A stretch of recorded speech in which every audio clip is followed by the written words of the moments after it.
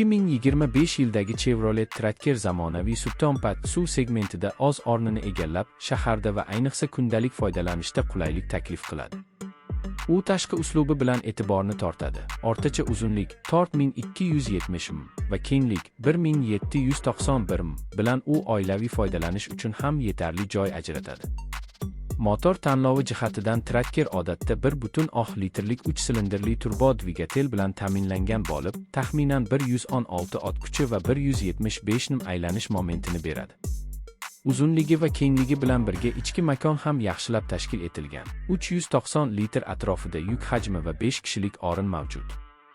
Ichki jihatdan Tracker infotainment tizimi sifatida 8 dyuymli sensorli ekran, Apple CarPlay va Android Auto bilan mos keluvchanlik va Bluetooth aloqasi taklif etadi. Komfort jihatidan yuqori qulayliklar ham mavjud. Masalan, panoramik shash, sunroof, kalitsiz yoqish, isitiladigan orqa kozgular va boshqalar bu variantga qarab jamlanadi.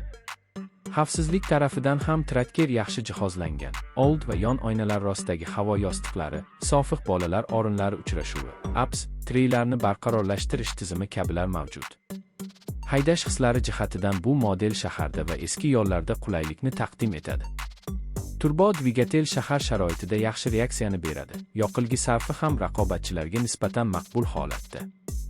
Ishlab chiqaruvchilarning ma'lumotlariga ko'ra, bu avtomobil benzin bilan kundalik foydalanishda taxminan 6-5 yil 100 km atrofida yoqilgi sarfi bilan ishlashi mumkin.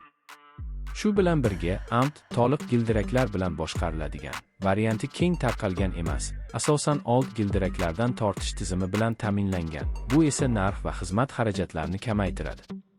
Ushbu modelning afzalliklari orasida yoqilgi samaradorligi, ichki kengligi va ergonomikasi, zamonaviy multimedia va qulaylik tizimlari, shuningdek tarmoqli narx-xizmat muvozanati. Kamchiligi sifatida esa kuch jihatidan yuqori darajadagi real uzatmalarni ta'minlamasligi va agar keskin yo'l sharoiti, qor yoki chang bilan og'ir holatlar bo'lsa, Out modelning yo'qligi muammo bo'lishi mumkin. Yakunda, agar siz shahar ichida va yaqin atrofdagi yo'llarda foydalanish uchun mos, yaxshi jihozlangan va qulay narxda SUV uslubidagi mashina izlayotgan bo'lsangiz, 2025 Chevrolet Tracker siz uchun e'tiborga sazovor model bo'lishi mumkin. Videoni tomosha qiling, batafsilroq xususiyatlarni ko'rib chiqing va modelni amalda sinab ko'rishni unutmang.